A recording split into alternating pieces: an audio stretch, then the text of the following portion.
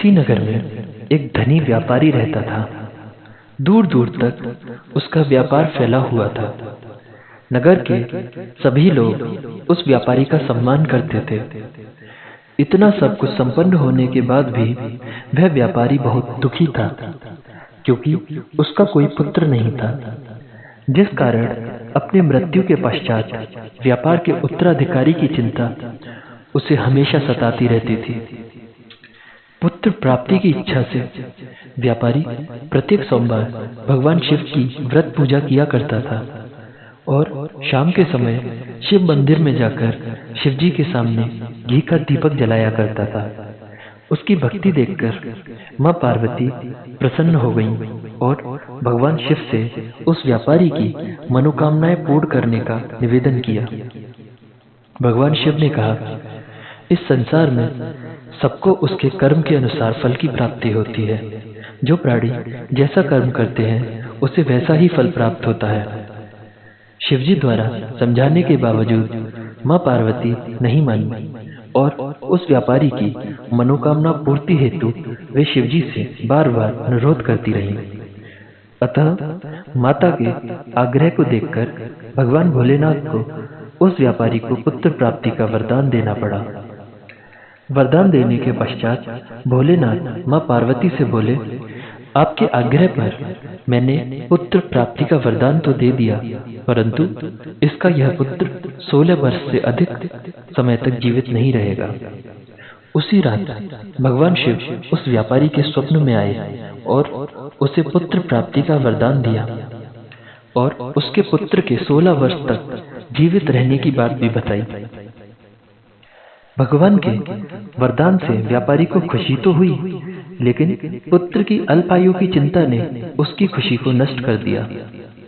व्यापारी पहले की तरह सोमवार के दिन भगवान शिव का विधिवत व्रत करता रहा। कुछ महीनों के बाद उसके घर एक अति सुंदर बालक ने जन्म लिया और घर में खुशियां ही खुशियां भर गईं। बहुत धूमधाम से पुत्र जन्म का समारोह मनाया गया, परंतु व्यापारी को पुत्र जन्म की अधिक खुशी नहीं हुई, क्योंकि उसे पुत्र की अल्पायु के रहस्य का पता था।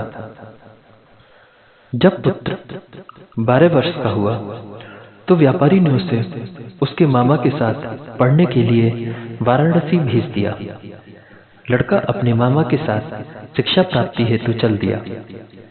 रास्ते में जहाँ भी मामा भांजे विश्राम हेतु रुकते, वहीं यज्ञ करते और ब्राह्मणों को भोजन कराते। लंबी यात्रा के बाद मामा भांजे एक नगर में पहुंचे।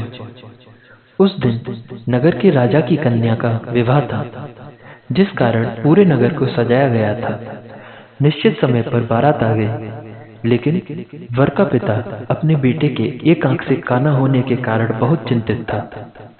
उसे भय था कि इस बात का पता चलने पर कहीं राजा विवाह से इनकार न कर दे, इससे उसकी बदनामी भी होगी। जब वर के पिता ने व्यापारी के पुत्र को देखा तो उसके मस्तिष्क में एक विचार आया। उसने सोचा, क्यों न इस लड़के को दूल्हा बनाकर राजकुमारी से विवाह करा दूं। विवाह के बाद इसको धन देकर विदा कर दूंगा और राजकुमारी को अपने नगर ले आऊंगा। वर के पिता ने लड़के के मामा से इस संबंध में बात की। मामा ने धन मिलने के लालच में वर के पिता की बात स्वीकार कर ली। लड़के को दूल्हे का वस्त्र पहनाकर राजकुमारी से विवाह कर दिया गया। राजा ने बहुत सारा धन देकर राजकुमारी को विदा किया। शादी के बाद लड़का जब राजकुमारी के साथ लौट रहा था तो वह सच नहीं छिपा सका और उसने राजकुमारी की ओढ़नी पर लिख दिया, राजकुमारी, तुम्हारा विवाह मेरे साथ हुआ था। मैं तो वाराणसी जा रहा हूँ और अब तुम्हें जिस नवयुवक की पत्नी बनना पड़ेगा वह कान्हा है। जब राजकुमारी ने अपनी ओढ़नी पर लिखी हुई बात पढ़ी तो उसने काने लड़के के साथ जाने से इनकार कर दिया। राजा को जब ये बात पता लगी तो उसने राजकुमारी को महल में ही रख लिया। उधर लड़का अपने मामा के साथ वाराणसी पहुंचा और गुरुकुल में पढ़ना शुरू कर दिया। जब उसकी आयु 16 वर्ष की हुई तो उसने यज्ञ किया। यज्ञ के समाप्ति पर ब्राह्मणों को भोजन कराया और खूब अन्न वस्त्र दान किए। रात को वह अपने शयन कक्ष में जाकर सो गया।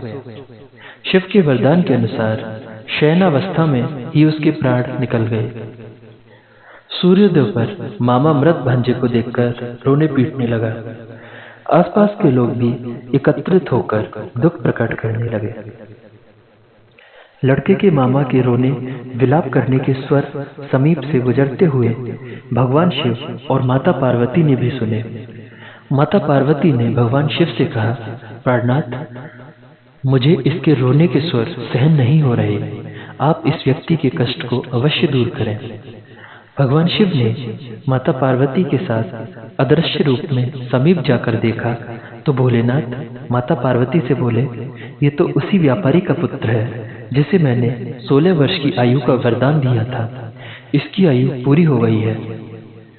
माता पार्वती ने फिर भगवान शिव से निवेदन कर उस बालक को जीवित करने का आग्रह किया। माता पार्वती के आग्रह पर भगवान शिव ने उस लड़के को जीवित होने का वरदान दिया और कुछ ही पल में वह जीवित होकर उठ बैठा। शिक्षा समाप्ति पर लड़का मामा के साथ अपने नगर की ओर चल दिया। दोनों चलते चलते उसी नगर में पहुंचे जहां उसका विवाह हुआ था। उस नगर में सभी ब्राह्मणों को इकट्ठा करके यज्ञ का आयोजन किया। समीप से गुजरते हुए नगर के राजा ने यज्ञ का आयोजन देखा और उसने तुरंत ही लड़के और उसके मामा को पहचान लिया। यज्ञ के समाप्त होने पर राजा मामा और लड़के को महल में ले गया और कुछ दिन उन्हें महल में ही रखा। बहुत सा धन, वस्त्र आदि देकर राजकुमारी के साथ विदा कर दिया। इधर भूखे प्यासे रहकर व्यापारी और उसकी पत्नी बेटी की प्रतीक्षा कर रहे थे। उन्होंने प्रतिज्ञा कर ली थी कि यदि उन्हें उनके बेटे की मृत्यु का समाचार मिला तो दोनों अपने प्राण त्याग देंगे। परंतु जैसे ही उन्होंने बेटे के जीवित वापस लौटने का समाचार सुना, वह बहुत प्रसन्न हुए। वे अपनी पत्नी और मित्रों के साथ नगर के द्वार पर पहुंचे। अपने बेटे के विवाह का समाचार सुनकर पुत्रवधू राजकुमारी को देखकर उसकी खुशी का ठिकाना न रहा।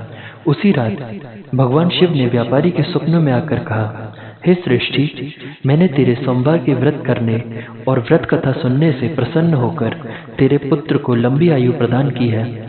पुत्र की लंबी आयु जानकर व्यापारी बहुत प्रसन्न हुआ। शिव भक्त होने तथा सोमवार का व्रत करने से व्यापारी की सभी मनोकामनाएं पूर्ण हुई। इसी प्रकार जो भक्त सोमवार का विधिवत व्रत करते हैं और इस व्रत कथा को सुनते हैं, उनकी सभी इच्छाएं पूरी होती हैं।